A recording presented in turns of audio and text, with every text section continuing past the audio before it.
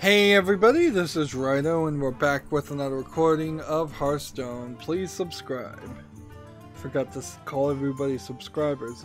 I think please subscribe at the end probably is a better intro. I was doing that for a while and then I kind of forgot about it. Today is Monday, August 13th. We're on the Asian account. We need a warrior victory or rogue victory and to destroy like 3 more monsters, so we're really close to being done. We may just end up playing some ranked play on my secondary accounts as it is because heck, if I could get everything up to 20 that'd be nice as a goal, and if I can just make sure everything has 5 ranked wins so I get the new card back. Almost certainly you would get the card back if you just do the daily quest every 3 days, but getting up to rank 20 is another question. I have a decent amount of news, and that's kind of the only reason why we didn't just go long in the last recording. So let's go through this. First game we have on Steam is the Steven Universe Save the Life game. It's an action adventure RPG indie cartoon from Cartoon Network. If you're not familiar with the Steven Universe cartoon, which I am honestly not, I do know that there's like a slight controversy or a slight bias in the game where you're playing as this male character that transforms into a female character, and then maybe that happens with multiple characters, and it's kind of like this pro-transgendered agenda being taught to young kids. But in the end, Bugs Bunny cross-dressed too, and that didn't make an entire generation of cross-dressers. I think it's well, transgenders and cross-dressers are completely different things too. So I need to take a step back and point out the difference that actually transgendered people hate cross-dressing people. So if you have a desire or a fetish to dress in the opposite gender's clothing, transgender people hate that. And they have some reasons. I don't think they're fully thought out or realistic or open-minded reasons. As for this game, yeah, it just looks like it's in the style of that cartoon, and it looks like it might be a pretty good game, particularly for a kids game. And I have an agenda personally to want to find as many kid-friendly games as possible. So this is E10 Plus for fantasy violence. And it has 20 achievements, and it's $24.99, so it's pretty expensive. 7 playable characters, infusions, and original voice acting. I guess from the cartoon that would be a nice thing to have. And for a kids game, you definitely need voice acting. I've seen several Cartoon Network style games come out in the past year. Maria the Witch, I believe, was the name of one of them that turned out to be rather bad. And I would have preferred to see it be a better game, and that was based on a Netflix anime cartoon, like a cartoon for kids in an anime style, trying to ape the GV animation style.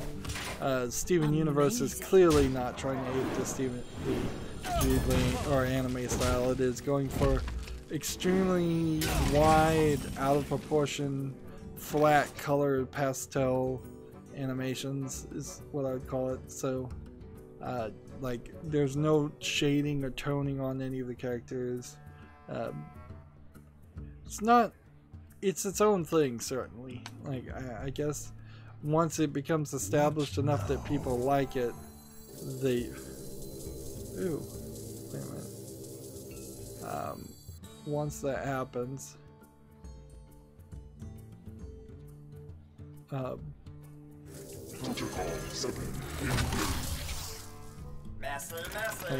once an art style becomes established enough, then I think it's at that point that you can't call it a bad game or a bad animation style. Moving on, Gematsu, I'll wishlist that game and maybe come back later and talk about some reviews, because I imagine it will be over-reviewed and over-hyped in this sense. Right now, as far as the genre of people are, SJWs are ruining cartoons, people are, last I heard, upset with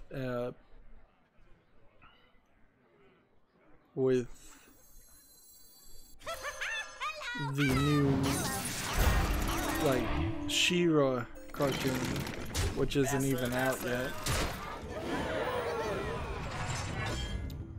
And so they're preemptively upset just by on a few character sketches.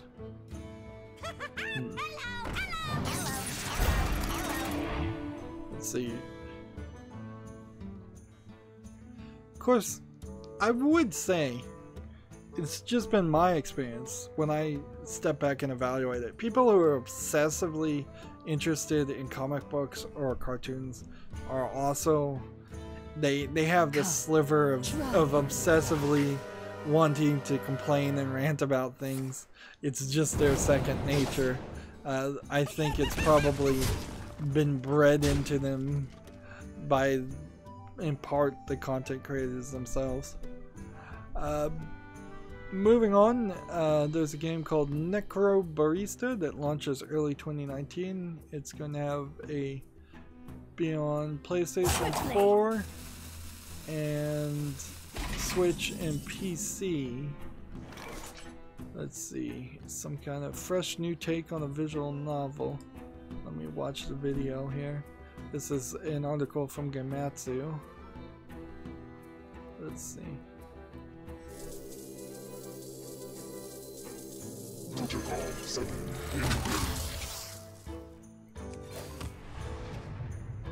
How are we gonna do this? And this. I guess I can kill that one. And that one. And then the turn. It's like I haven't been watching any of that trailer.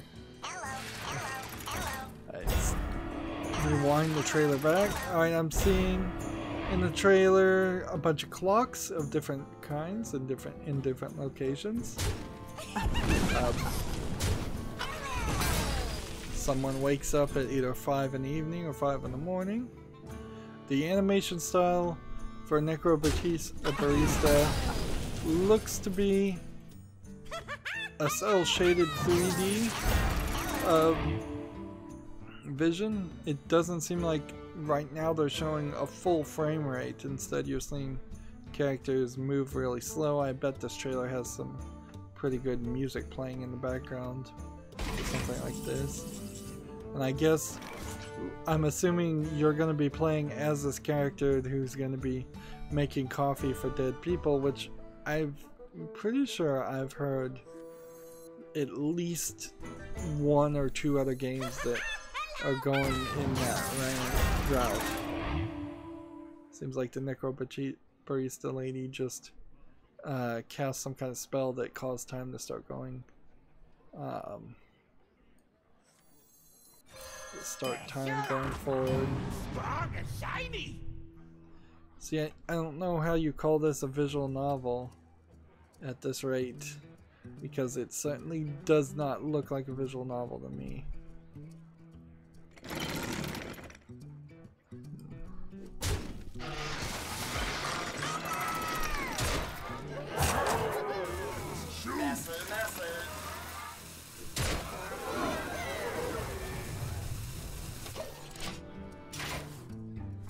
Well, yeah, what that was an interesting trailer, certainly, but no.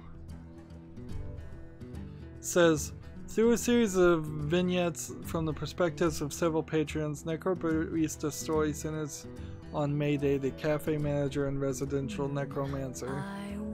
While she does her best to keep the shop running smoothly, faring souls to the afterlife can have their complications. Like, I really would like to see what the gameplay mechanic on this is. Beyond scripted narrative moments, players are given the reins to explore the coffee shop in 3D setting in a contemporary spin on classic point-and-venture style. So it's a little bit less a visual novel and more of a point-and-click adventure style. Alright, well that won, so I'm just going to ride the train until I lose, and then I'll shift to a different deck. One that I think might win. Let's see. In these sequences, players are free to move around in the establishment and learn more about both it and the colorful cast of characters that call the place home, even if only for a brief moment of time. Catherine kind of had that similar style of gameplay too, where you were the gameplay mechanic of Catherine was happening in your nightmares, but then there was a lot of hanging around a bar and checking emails and doing things like that on your phone in between the gameplay elements. Moving on, we have a game called Degeneration on Steam, not Degeneration X, not the WWE game. It says it's an indie RPG action adventure story rich game. The cutscene is very black and white for the trailer. I recall that there actually was a game announced about a year ago that was all set in black and white, and it was like this kids were trapped in a cellar dungeon and they were trying to escape, and it was going to tell multiple stories. I don't think that's what this game is.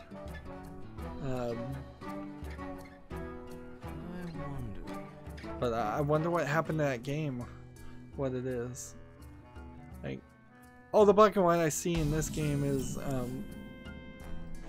seems to be to cover up the fact that it's pre-bought assets that they didn't want to put any textures on. So that is a growing thing you could continuously do, is add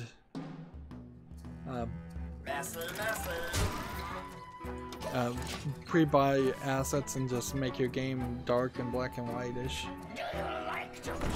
and try to call that an artistic style. Sometimes it is an artistic style, sometimes it isn't. It seems like maybe there's a monster that's chasing you. Of course, a game like this, also being all black and white, suffers extremely from dark screenshot syndrome. It's just too dark, you can't see anything. Degeneration is selling at no discount for $9.99. What now? I'm having a hard time wanting to even wishlist this one and keep an eye on it, though. It doesn't look good. It's the first game from this developer. I'm fast and furious! In your face!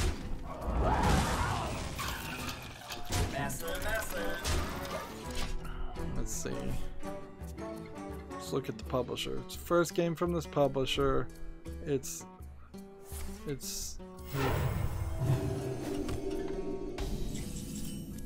listed under like several different people as the developers. They've given like a different developer name to each person.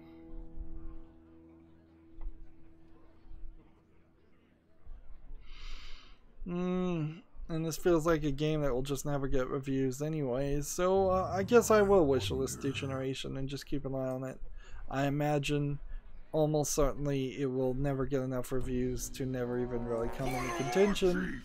And of course, whenever the next big sell happens, I guess I'll probably look at anything that hasn't come out since, that hasn't been reviewed since like 2016, just to make a wide goal. I'll just look at all like really old games that are 2 or 3 years old that still don't have enough reviews to even be justified to purchase, because you're not gonna find a 4 or 5 year old sleeper hit. It's just not gonna be found in modern days. Next game we have is a game called Cat Doesn't Like Bananas. It seems like it is a platform jump up game. I've seen several mobile ports of games like this. It looks bad. It's 40% off for 59 cents. Yep. No real interest in that one. I can close that actually rather easily.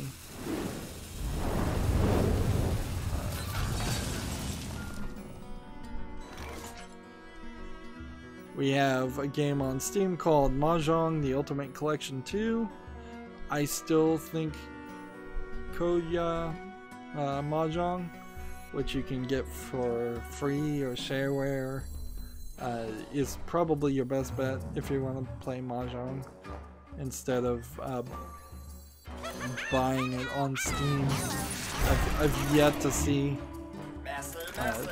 a game better than that, and that game came out probably a decade ago.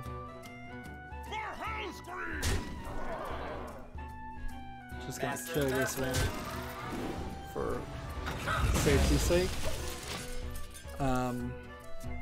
This is just Mahjong Solitaire, and the thing is, you could almost certainly make a better Mahjong Solitaire game if you actually cared and put the effort into it. But that's not the people that make these games. They just want to try to make a quick buck, and mostly they're trying to make a quick buck, I would say, against the Asian market more than the Western market, because Mahjong Solitaire not super known or popular in the West.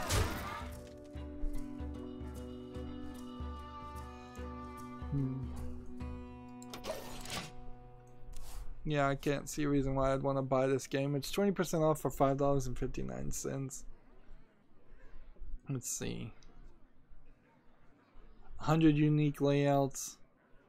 I don't need any of you. And 25 double-sided layouts with twice the tiles. 30 beautiful tile sets, it says. Next game we have on Steam is called Tree, T-R-E-E. Tree tells the story of a relationship between a boy and his tree, which starts off as a simple connection and over time goes into something deeper. So this feels like that book, The Giving Tree, just in a video game ripoff form. And let's do this. You have been.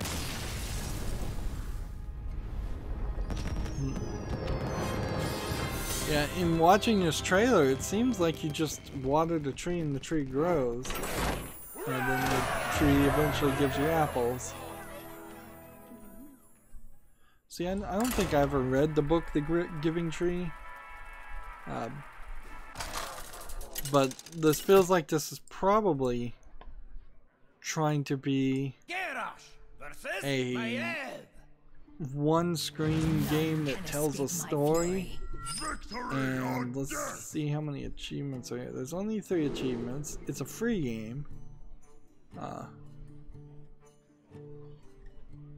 See, it says, we are a group of veteran game developers. Perhaps we wanted to get something off our... it's supposed to say off our collective chest, but it says of our collective chest. We are a group of veteran game developers, apparently none of which can spell check in your official description about your own game.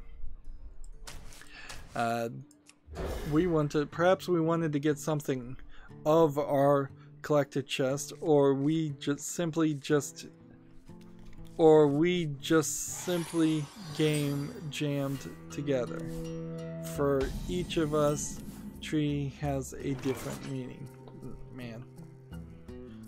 Comma, or we simply game jam together. For each of us, tree has a different meaning. So this is just a game jam game, and inherently I just don't feel like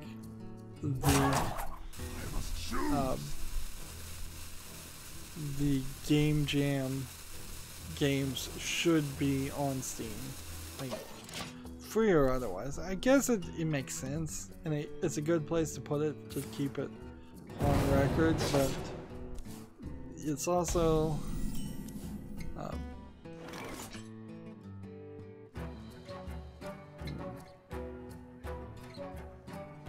here's somebody that's writing their language, the review, both in English and Russian. Interesting.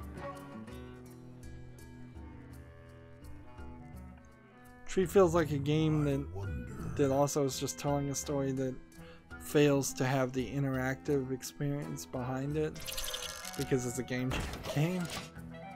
It's 100% positive with 16 user reviews. Go check it out if you want. And I certainly could be missing a hidden gem here, but I think I'm kind of fine with that. Feels like it would be the story they want to tell is all it is, so why not just tell me a story? If you're gonna make interactive media, I want it to be interactive. I feel like the actual gameplay mechanic in Tree would be just watering the tree and then getting some dialogue. And then watering the tree, and then getting some dialogue. Alright, moving on, we have a early access game that looks like it's a asset flow patrol game. Yes, it is. I've seen these same assets used multiple times. It's called War on Drugs VR, and it's low polygon, run around the city, shooting things. Maybe you can hack things in this game, which is... in this case, it's just like a simple puzzle. What now? Like, there's a lot of random things it looks like you can do, but I bet you can't even do half of them since it's early access. It's 15% off for $5.09. No interest there. Let's see. What now? Rush. And armor, kill, and then return. Moving on, Gamma Switcher has an article. Get a Job, Obsidian Entertainment is hiring a junior lighting artist. This would be in Irvine, California. If you're interested in that job, look up that article. We've got a game called Sun.Light.Sleepwalker in early access on Steam. This is an asset flip game. It's supposed to be, I guess, a asset flip game that is like Five Nights at Freddy's, and except for instead of using a camera to watch out for monsters, you're using a camera to watch out for a terribly animated sun. Oh, and it has its own end users license agreement, which is the new thing everybody seems to be doing. Like, I think just for all industries in the United States, there needs to be a legislative body that says you're going to have to register your end users license agreements and your warranties and any contracts in general with us, and we're going to try to get you to, for doing that, we're going to start classifying and characterizing and just running the wording of contracts against each other and say, you know what, actually these two companies that do the exact same thing, these two credit card companies, they don't need to have separate contracts and separate wordings that then have to be fought through the court system, whether or not they meant one thing or the other. And therefore, you two are going to use this standard contract that we've devised as a credit card company, or you're going to have to come in front of our committee and tell us why your company needs a separate contract over the standard contract, and maybe we'll make this different contract that you need if we find out that it is actually necessary, a new standard contract. If there were only like even 1,000 standardized contracts in the United States that people were agreeing to and signing up for, that would be a lot more helpful for the court systems. It would be a lot more helpful for actually having an involved and informed society that knows what they're agreeing to and is not just getting taken advantage of, because that's the vast majority of all contracts in the United States are designed for corporations to take all of the rights for themselves and disadvantage everybody. And that would be better than these arbitration clauses, which shouldn't be legal. Getting away from that rant though, we have a game called Less for Alice, LES for Alice, L'Orange Journey. It says this game is for autism awareness, but then it says it's a text-based sexual content game, and it looks like it's just a troll game as best as I can see. Seems probably like it's just a troll story game. 26 is Steam achievements, 10% off at $2.69. There's something really wrong with this.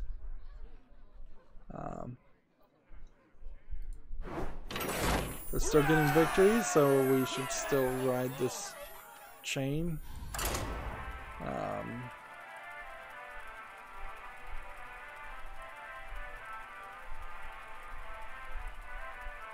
So yeah, I'll close that. I have no interest in this. Let's see. We have a game on Steam called Room Escape, ROOM, then ESC, hyphen Secret of the Hidden Room, the Collaborator, which it seems like they're trying to make a whole series of Room Escape games. It's a visual novel animated with an interesting art style, Western art style. I'm not sure. I'm 100% certain that it's a good art style, but so far I can't complain. Looks like a room and escape point and click adventure game. Looking at every screenshot. Doesn't look bad enough for me to immediately reject it. It is $4.99 with no discount. That is a little hard to swallow for a price tag. It has a one-time all-time peak of one person playing this. And it is the first game from this developer. But I think I'm going to be a little generous. One of the things about this art style is that they look like they're British European characters, and they're all adult characters, which takes it just immediately in a different direction than what you normally see. So often you would have a room escape visual novels like story where it's all anime characters that look like they're in high school or younger, and it's usually a horror theme also on top of that, but you're trapped in some kind of dungeon trying to escape, where this seems like it might be more of a mystery, more of an experience. So I'll keep an eye on that and just see what I want to, whether there's anything.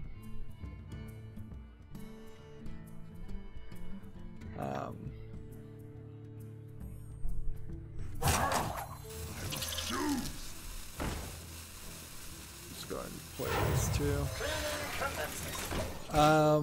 Randy Pitchford, I believe, retweeted his wife playing We Happy Few, and she screenshotted the picture that has a sign that says, "This is not a dance hall, this is not a dance pole." And I must consider. It's showing a picture of what looks like a dance pole to me.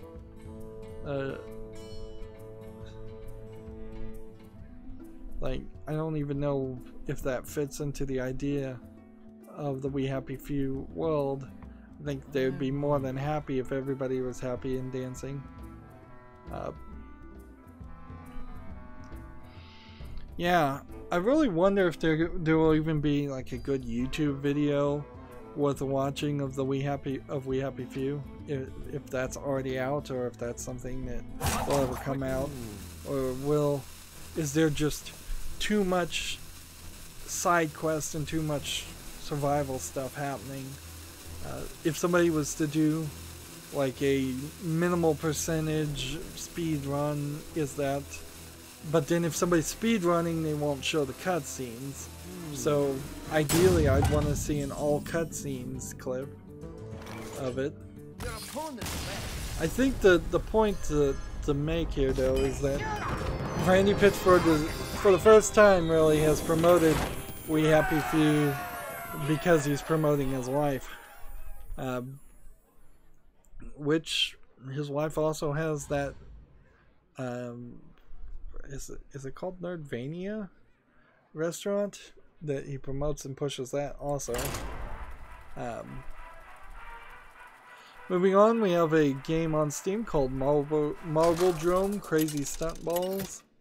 This is low polygon marbles sliding down tubes, so it's kind of like a racing game, going through tubes and doing stunts. I'm not sure if you can jump or fall through.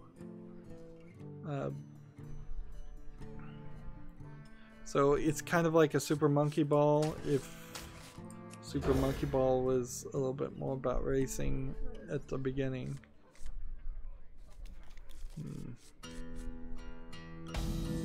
It's single player only, so you're racing against other AI. It describes itself as original game system, novel, fun, different from any kind of racing balls. Complete the world racing ranking and get the best time in each track. Unlock different balls with different characteristics, and get skins to customize it. This game is $2.99, and then it's not quality enough for this. If I was gonna play a marble game, I think I'd prefer to play a marble game that had you kind of more zoomed out, looking at a marble contraption you built using the wood block marble toys that I think I played with when I was a kid. Might be a little bit nostalgic for them, or a marble machine contraption that you might see at a museum or something. That would be fun too. I'm pretty sure there was a mobile game for like Windows 95 that I played. Well, yeah, something I think to do with getting the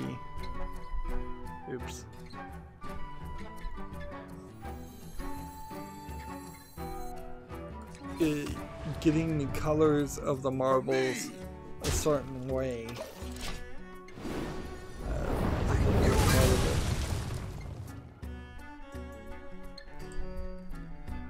We have another game that looks like garbage called Silentium, Silentium 2D. Yes, this looks like a Commodore 64 game. Such bad graphics. 10% off for $1.08. Overpricing itself too for as ugly as it is. Next game we have on Steam is called Space Break. That again looks like total garbage. It's trying to do 3D models, but it clearly doesn't know how to do it, and it's just random garbage in space.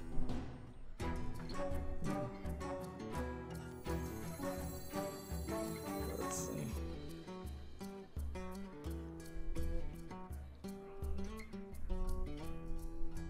I'm gonna play this, and then do this, and then do this, and then return.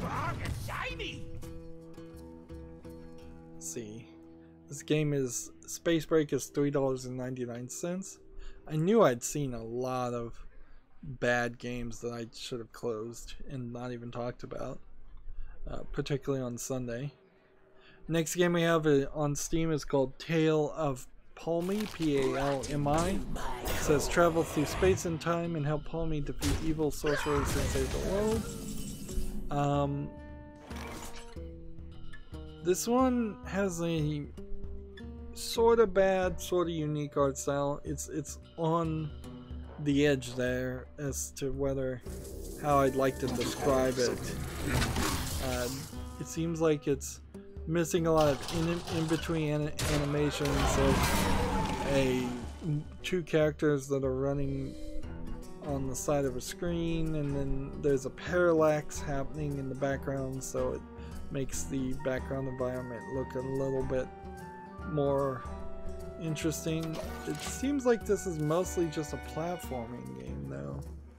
Well, there's also at least one stealth section and some environment manipulation. It's a very bouncy shoes where you're bouncing on tree limbs and awkwardly swinging on vines.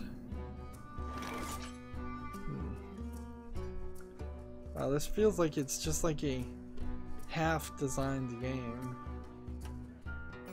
Like, if this was a halfway done game, I might be interested in it. But it's a finished game. It's 40% off for $5.99. Let's see.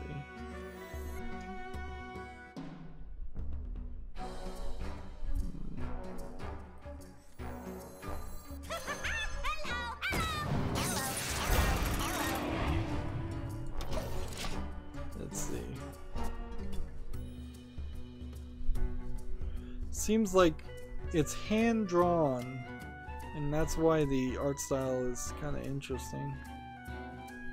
Here's a recommended game that was stopped at 2 hours. It says, first thing as it's recommended, I got stopped by a game-breaking bug. The art style is really cool, the music is pretty. I wish there were more sounds than just the music though. The text needs to be better localizations and then go a little slower. It'll probably get better. No! I don't think you can say a game will probably get better. This is a too low effort game.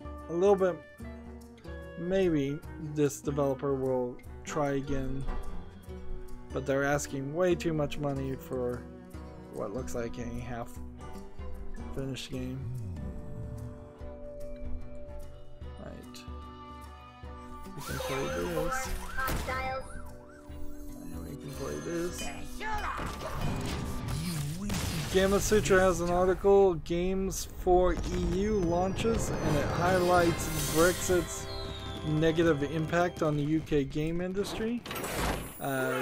Games for EU is a organization campaigning to demonstrate the negative impact of leaving the European Union.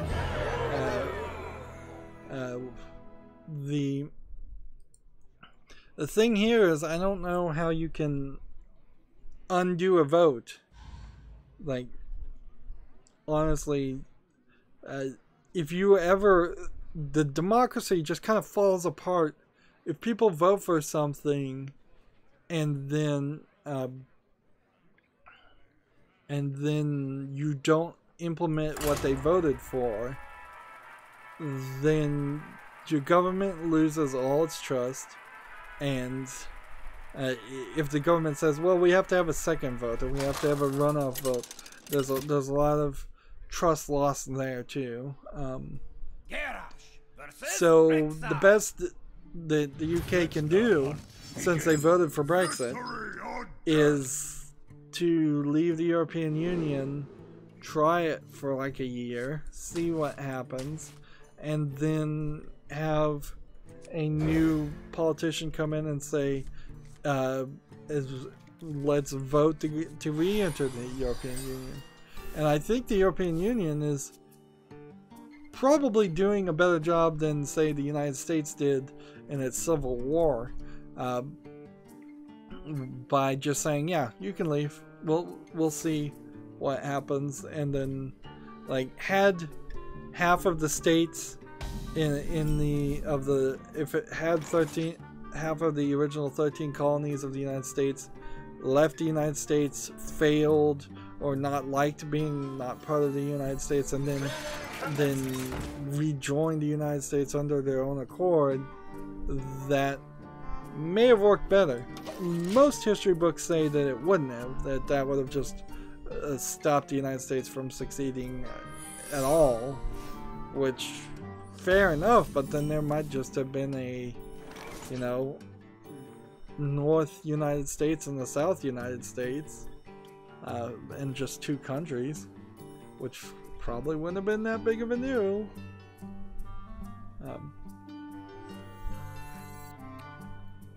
So yeah, a lot of people I know in the UK don't want Brexit to happen, but I don't see, even if you don't want to leave the European Union, for you to accomplish that without at first leaving the European Union.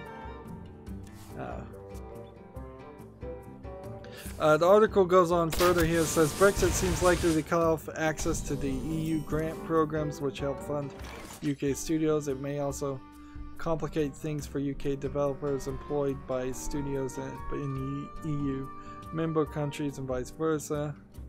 Yeah, there's going to be a lot of mess. So, yeah. But I don't know what they can do. They shouldn't have had the vote, is the thing. And they know that they should have never had that vote.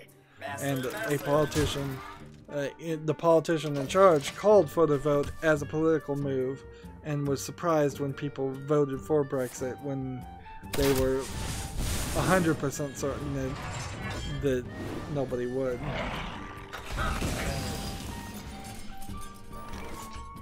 Moving on, there's a game on Steam called Professor Watt's Memory Match Yummy Cupcakes. Let me start watching that trailer for this game that almost certainly is garbage. Let's see this. And let's do this.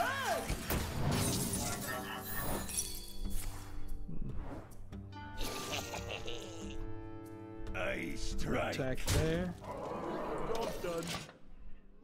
Yeah, this is a match 2 single screen ugly looking game. It's 40% off for 59 cents. Professor Watt's Memory Match. It's part of a bundle that has 49 items that are 86% off for $13.50. Just really bad games.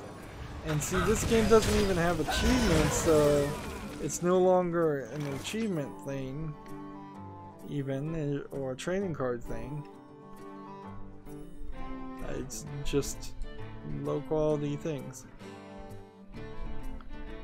So, in the continued saga of video game journalists doing what I think is the wrong thing and an unethical thing by basically being lobbyists for video games and promoting video games, and then after they work as a journalist going directly to work, or pretty directly going to work for a video game company. We have Dan Shu Sao, I think is his name, or that's his Twitter handle at least, at DANSHOEHSU, is his description on Twitter himself. So this is where I'm getting it from his own Twitter feed. although I guess he's not a verified Twitter account, so I could be just looking at a fake account. But this was retweeted by Blizzard. He was the former media guy at EGM, Electronic Gaming Monthly, 1UP, Bitmob, and GamesBeat. And he is What now? he was working before he was hired by Blizzard as the director, editor-in-chief of online products. Basically, he's creating an in-house editorial team. So basically, Blizzard Entertainment is going to stop giving articles to unbiased people and instead just have propaganda pieces published by their own in-house reporters.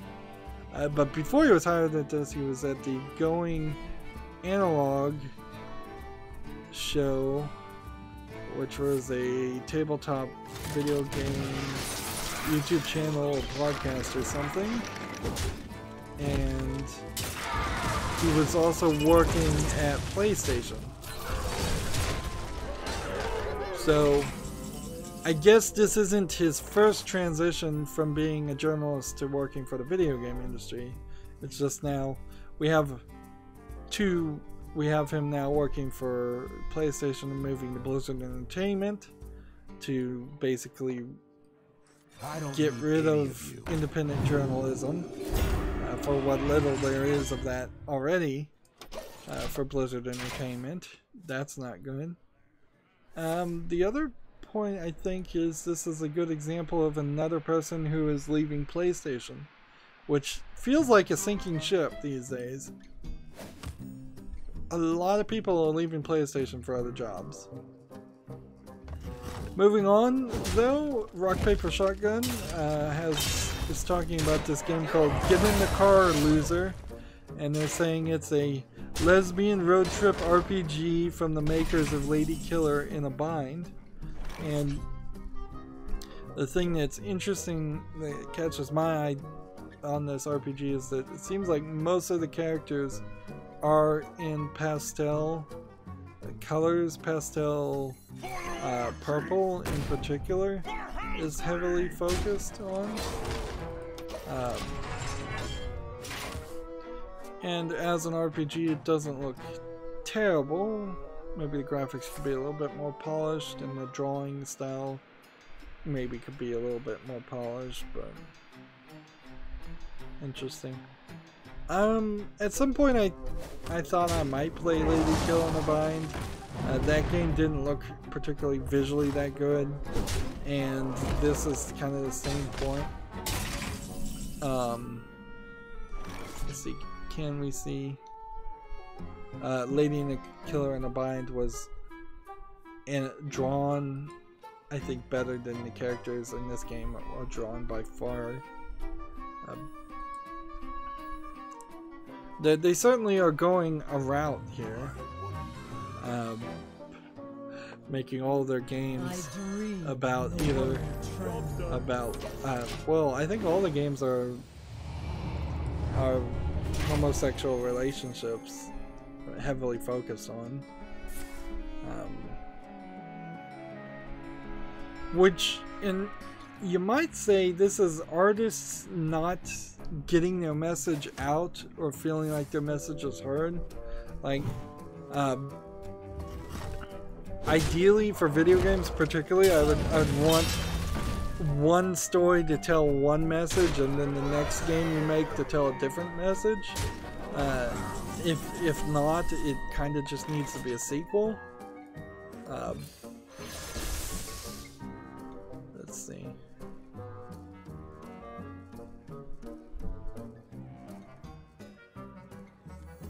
Let's play this.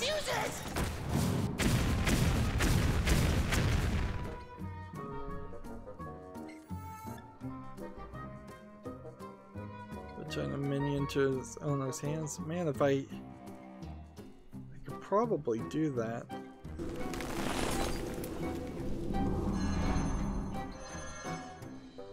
And then do this. Do that. Oh, that's nice. Job's done.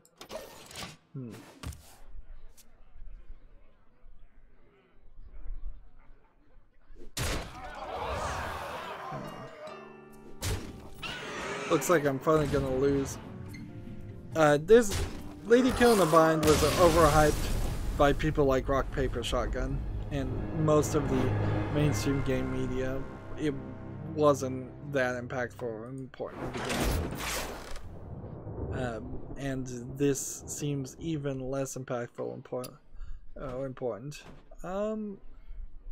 What do I think would work? Let's try Odd Paladin. And of course it's being talked about before the game is even out. Moving on, Gamer Sutra has the article, Get a Job, Wargaming Chicago. Baltimore is hiring for a gameplay engineer. This job would be in Chicago, Illinois. We've got an early access game on Steam called Cortex. It says it is a casual indie strategy anime game. I don't see any anime in this. It seems like what you're supposed to be doing is drawing patterns and lines. This feels a lot like some of the puzzles I did in The Witness, and it looks a lot like a mobile phone game. Yeah, I'm not sure I see anything here that would justify this game being purchased. It's really a mini game that needs to be in a bigger game. I'm surprised more mainstream AAA game developers don't just try to seek out these mini game developers and say, hey, you know what, let's just buy your game and take it off the market and let's just integrate it into ours, or let's just steal that idea completely. Cortex is 40% off for 59 cents, and yeah, I don't think so. It's from Rewind App, a developer who made the Coin Pusher and Escape Game and Hinta Temple, Bitcoin Farmer, the ripoff of Reigns called Kings, just a troll developer. Really?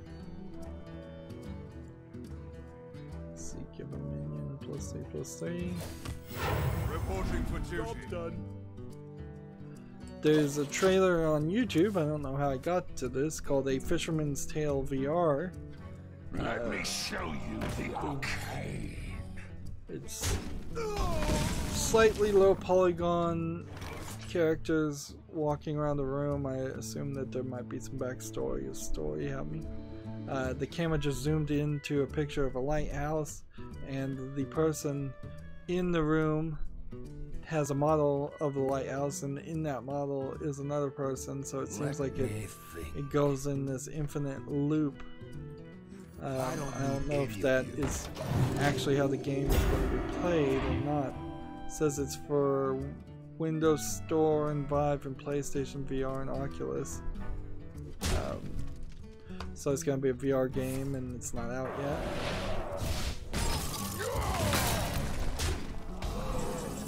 Then I got another link for Max Metal Xeno. That's just a YouTube video. I don't know why I'm getting links to just YouTube videos. It's right at the moment. Let's see. Do this. Reporting for duty. Then in return, this Max Metal Xeno is a cel-shaded sorta anime style but older character. I mean, it's anime fashion, but if you were to put her in regular clothes and not have purple hair, the girl I'm looking at would look just like a Borderlands character or any other regular game character, Western character. Swap the attack and health of all other minions. I don't think that's helpful.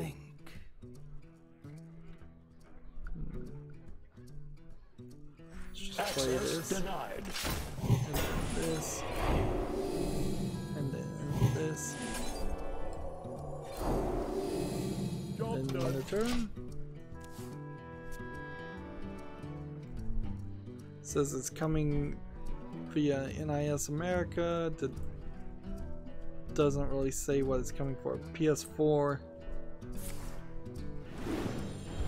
It's probably a JRPG game if I was to guess anything. It looks a lot like Final Fantasy.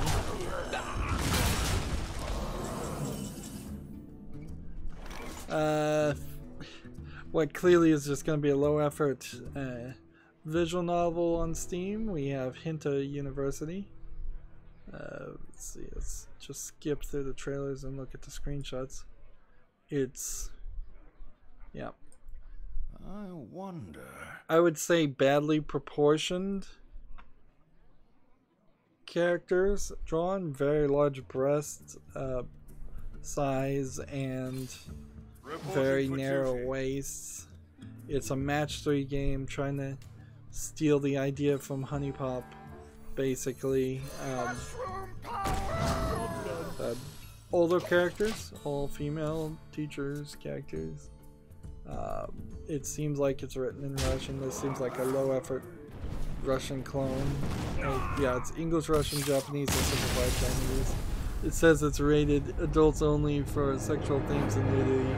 Has 19 achievements. It's 25% off for $1.49. And yeah, I can see people falling for this, but you're not gonna have a good experience on this. I can fairly well guarantee that you're not gonna see anything that interests you, and you're not gonna feel like you spent your money wisely.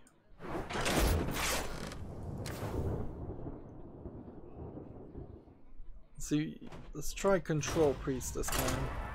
Trying to get up to rank 20 as we finish the news, and I want to go at least an hour. Let's see. We've got a few bits of news left.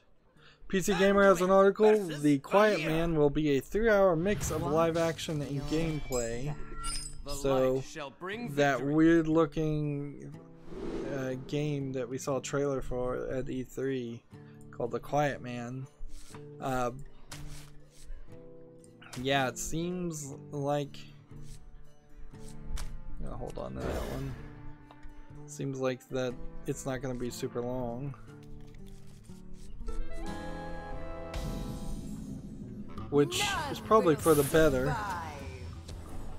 Why is it live action in the first place is really the bigger question to ask. Is at what point did the budget fall out that they had to hire cheesy live action actors to even get a finished product? Because that's how I look at it. Is there was a failure in the budget. Right away. Alright, we've got a game on Steam called Smash Boy version KZ.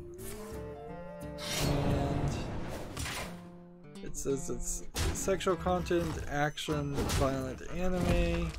Looks like it is a low effort attempt, very low effort attempt at doing a asset flip. It looks like they've also probably stolen the characters that they're using and the art that they're using, or at the very least, if they haven't stolen it, they have failed to have any kind of visual consistency at all. It seems like there are sections where you're about to die and somebody's stepping on this guy's groin. He seems to get kicked in the groin a lot. So maybe this is going for that crushing, I believe is the term of that fetish. It seems like you can unlock more abilities. You're kicking and punching a bunch of women that seem to be a lot taller than you, and they seem to be doing some suggestive wrestling moves on you. I don't know if the character's enjoying it or not. In general, like the graphics just look bad, though, particularly the backgrounds and the menu system.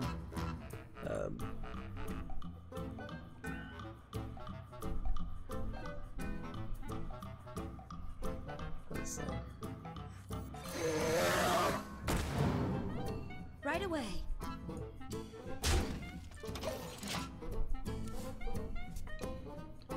Let's see, how much do they want for this game? $7.99 for, with no discount for Smash Boy version KZ. And I want to look at this developer and see if there actually are any other versions. No. According to Steam, this is the first game ever made by this developer who is self-publishing. And what languages is this in? English and Japanese.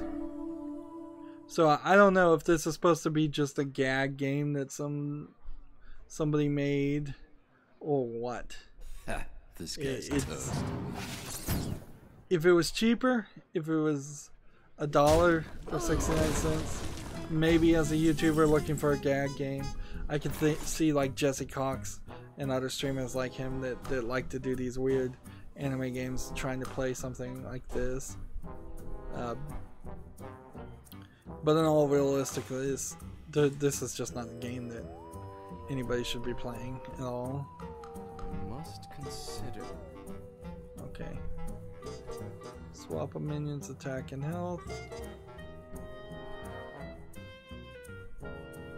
Let's just do this instead.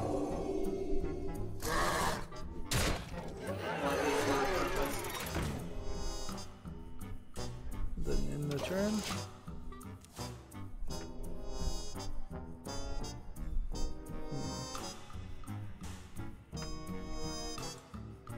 And the last game we have is a game on Steam called Lingering Fragrance. It's rated very positive with 91% of 100 user reviews. Wow, that's really high in the reviews market, considering it came out August 10th. It says it has nudity, indie casual adventure, visual novel things. I guess we're getting slightly back into the visual novels and the sex visual novels. So maybe Steam has decided to not withhold those games anymore. Or maybe they got whatever tag that they wanted to program into their system programmed, and they're now happy with whatever they were trying to do.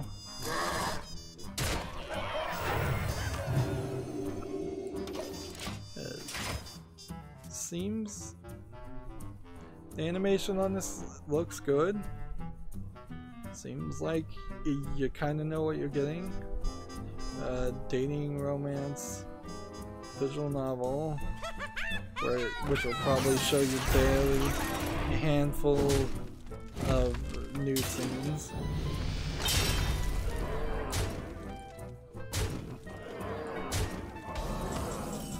I don't know if the main character that you're playing is a male or female. I think you're playing as a male. Doesn't seem like there's different paths or different girls to pick. This one is English, Simplified Chinese, and Traditional Chinese. So it's like a Chinese game when I would have thought it was been a Japanese game. That's kind of my own bias, I suppose. It typically seems to be true that Chinese visual novels are not the best quality. Let's see.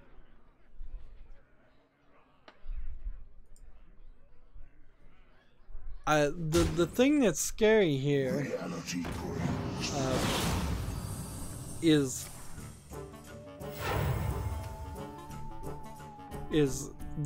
I have one review in English.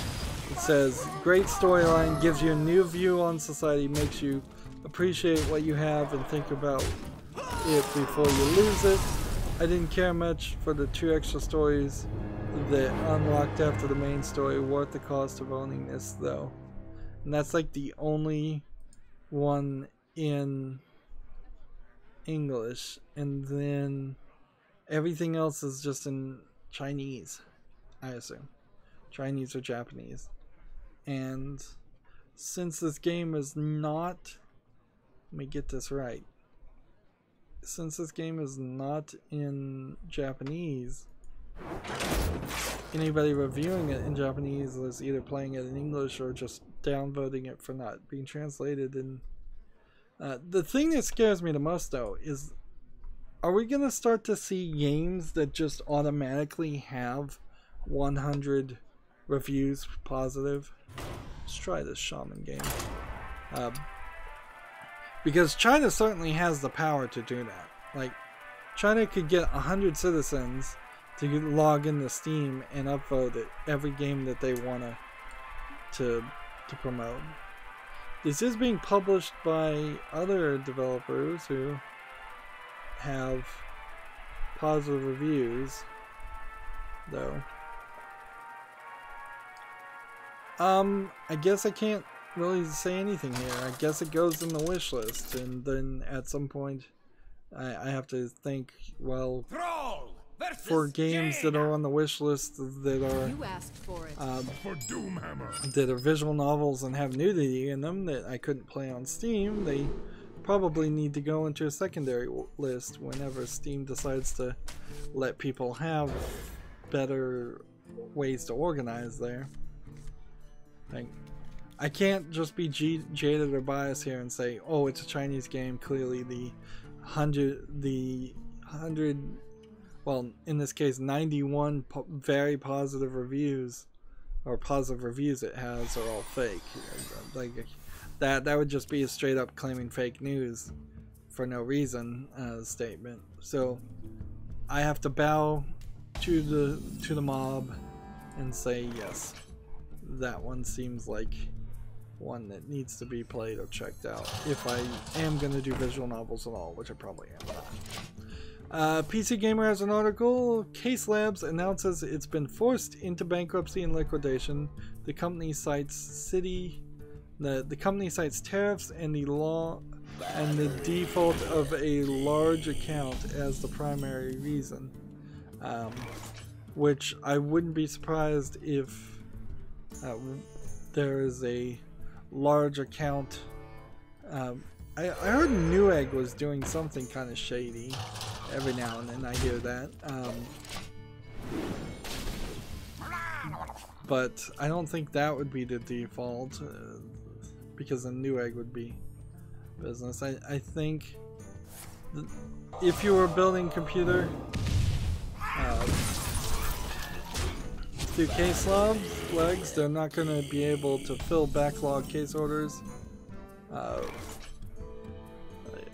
Backlog of case orders, but other parts were most likely shipped to the customers. So this is and see, Case Labs is a Chinese, I guess, company, and so the US tariffs that have been put on them are apparently causing a lot of trouble. Of course, also it could just be somebody took the money and ran in China, or in any country, frankly. That happens a lot. A lot of just this is a good time to get out, or we've technically been lying about our financials for a long time, and as soon as something happens that it becomes obvious, like, you can't stay in business and continue to lie. That's like the whole Bernie Madoff scandal too, is that he ran a scam perfectly fine as long as the economy was going up, and as soon as the economy and the housing bubble burst, it came to light that he was actually running a con. Well, that puts us interesting. Where is my music tab? I must have closed it. That puts us at the end here. I've gone an hour and 11 minutes. I've covered all the news, and I can really just, as we finish up this game, I can, let's just leave those all where they are. scroll down my Twitter account and just see if there's anything new. I was trying to find if I could mute somebody on Twitter, and I think there probably is one.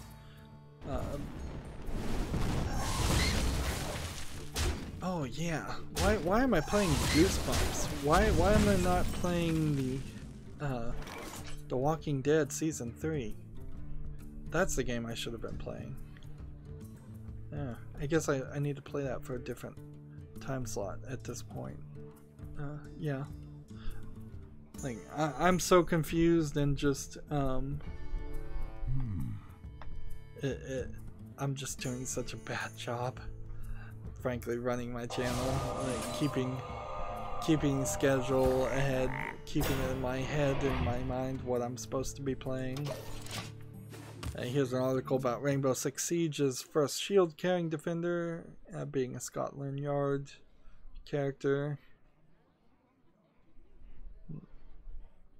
PC Gamer has an article of Rind as a promising competitive survival game, but the combat is currently a mess.